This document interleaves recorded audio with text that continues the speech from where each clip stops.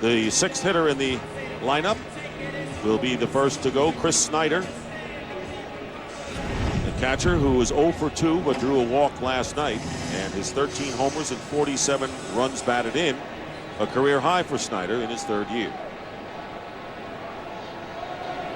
Ted Lilly labored through 25 pitches, as Ron mentioned in the first inning, and bluffing the bunt and taking a strike as Snyder, yet he managed to strike out 2 batters. Well, I think his stuff is there. It's just being able to throw strike 1, which has been tough so far for Lilly, but starts off in a nice way here in the second.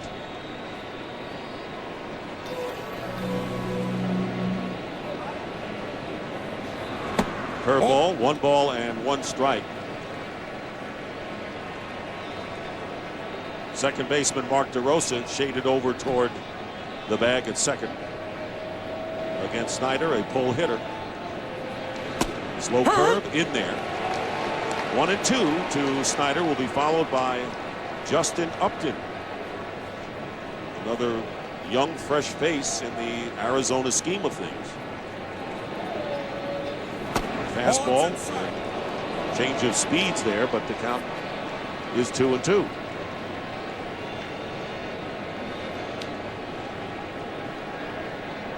There you see Snyder, who's had good success average-wise against lefties, power-wise against right-handed pitchers. Curveball, base hit to center field. So Chris Snyder, and we saw it against left-handers, hitting well over 300, and he's a leadoff base runner for the D-backs in the second. Yeah. And Upton making his postseason debut. He is a rookie, and last night Jeff Salazar manned right field, but against the left-hander, here is Upton, who just turned 20 in the month of August and struggled in September. But he's one to watch. Fastball high and away, ball 1 from Lilly. One of those 5'2" players on August 2nd was brought up. He was only 19 years old. The youngest Diamondback ever to wear a uniform was Justin Upton, and at times has shined brightly, but has struggled at times also, which you always expect from your young players. And the minor league player of the year in many circles this season. And the fastball, and he cuts it back on the screen. Justin Upton, who was the #1 pick in the 2005 draft by the Diamondbacks, and hit .221 with 2 homers in 140 trips to the plate. And Bob Melvin has no reluctance to play this young player in this pressure situation. Curveball low and inside, 2-1.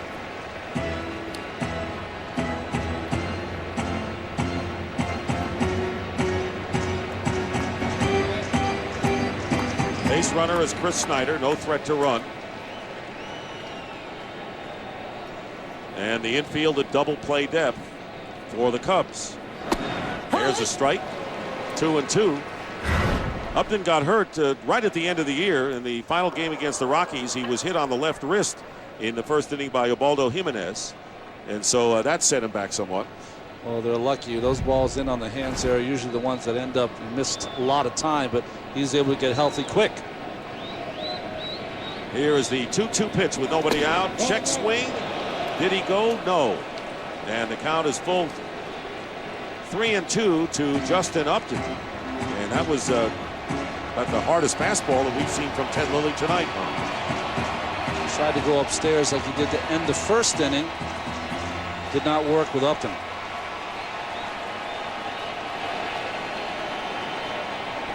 And here's the 3-2 pitch. Low, ball 4. So Lilly loses the rookie Justin Upton. And runners at first and second. You know, Tiger Stadium used to have that in the days that Rusty Starr played for that club.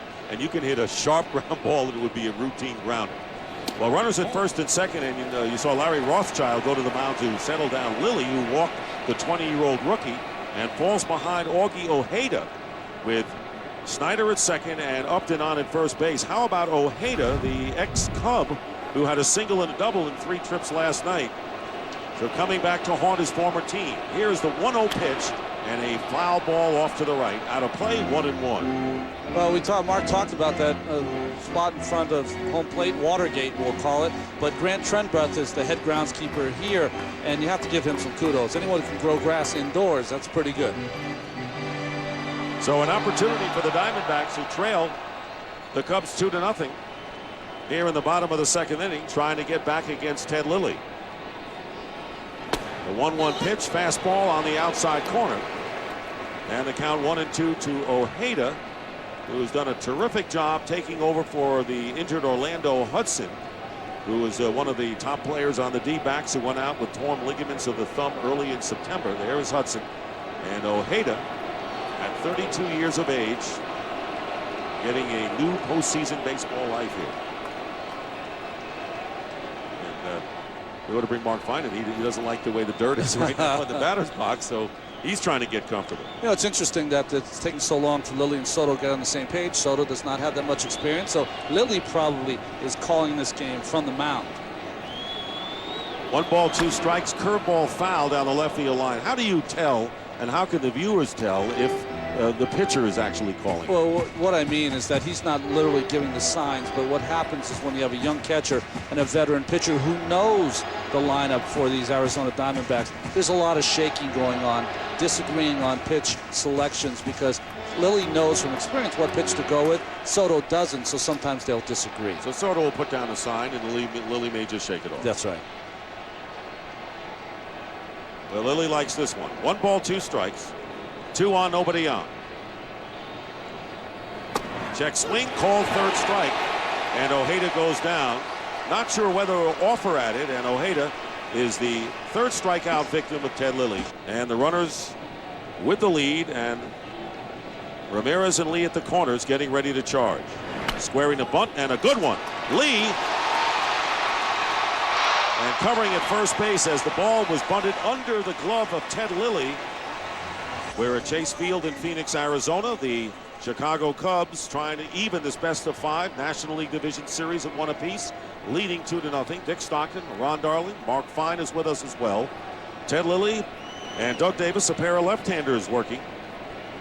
And it's 2-0, but the tying runs in scoring position for Chris Young, who swings and fouls off the first pitch for a strike. Well, it's interesting when you're facing Young in this situation. Base open at first base. It'll be interesting to see how Lilly manages this inning. Drew up behind Young, struck him out in his first at-bat, so we'll see if he goes after him. He did right there with a fastball, but try to get him to chase some balls out of the strike zone now. But, you know, all of these hitters can be dangerous at any time, and that has been the MO for the Diamondbacks all year. And, of course, Drew hitting a home run last night. 0-1 fastball. 1 ball and 1 strike to Young, who walked and was stranded at 3rd in the first inning. Runner at 3rd is Snyder. And Justin Upton is over at 2nd.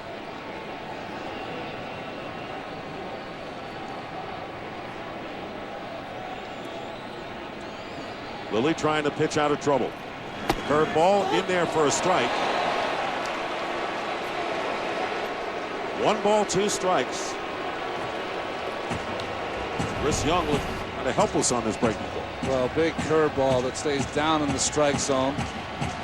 He's got many options now. Lilly, who likes to throw that high fastball out of the strike zone, he can try to bounce a curveball. That could be dangerous, though, with the runner at 3rd base. Here's the 1-2 from Lilly. Curveball, and 2-2 now.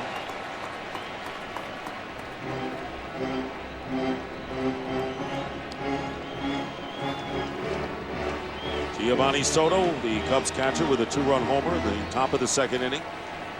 And now the Diamondbacks trying to draw even. Chris Young, who had 68 runs batted in the regular season.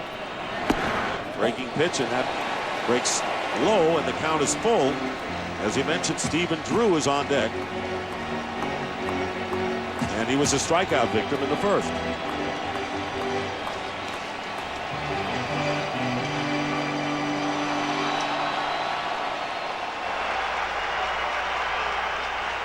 So a manager counts on the veteran pitcher to take care of business here. Just thinking, Lou Piniella has seen it all.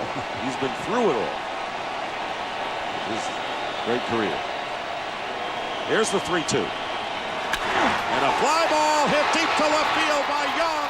Way back and gone. Deep into the left field stands. A 3-2 fastball by Ted Lilly, and Chris Young, with 1 swing of the bat, gives the Diamondbacks a 3-2 lead.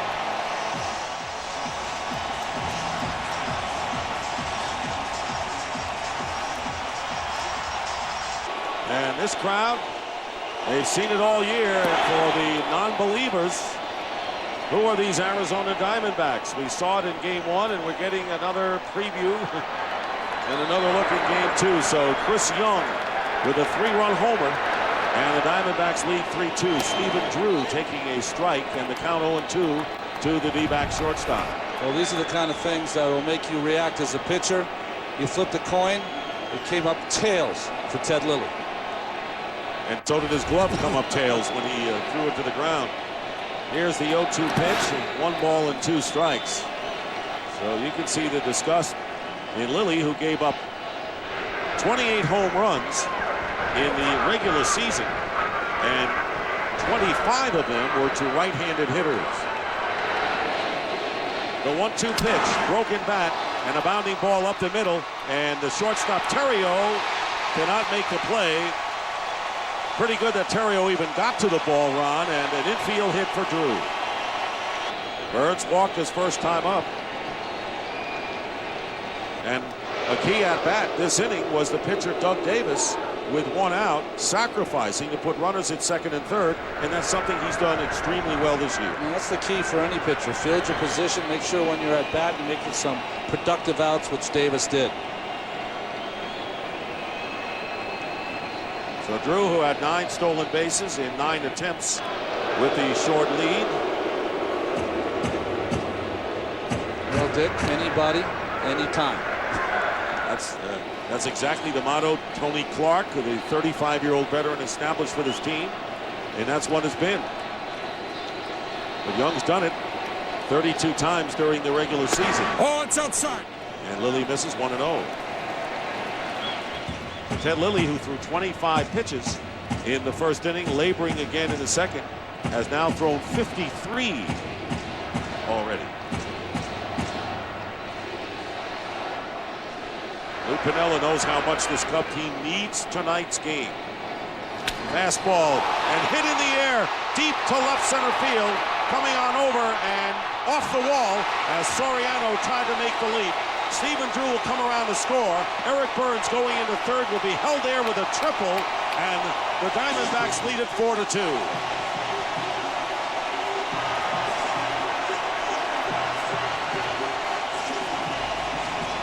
And for Eric Burns, that is his first hit in postseason, and an RBI.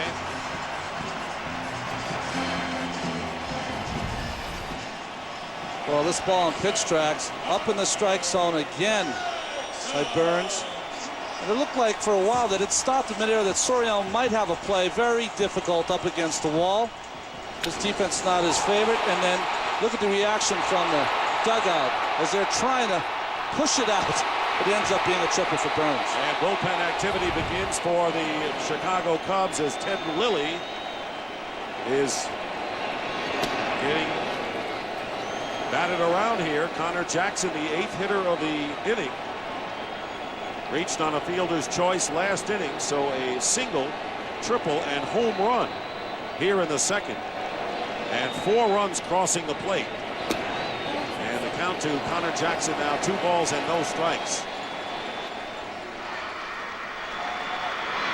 Kevin Hart in the bullpen for the Chicago Cubs. And of course they decided to put him on the roster in the last minute, and pitched well in September. Him, and then also Jason Marquis, a starter for the Cubs all season long in that bullpen also. Meanwhile, the count 3-0 to Connor Jackson. Ted Lilly facing 5 batters in the first inning, and Connor Jackson, the 8th man to come up here in the second. 3 balls and no strikes. And he got the green light, grounds it to third base. Aramis Ramirez makes the play, and that'll do it. But the Diamondbacks answer the Cubs' 2-run second with 4 of their own. 3 coming on Chris Young's home run.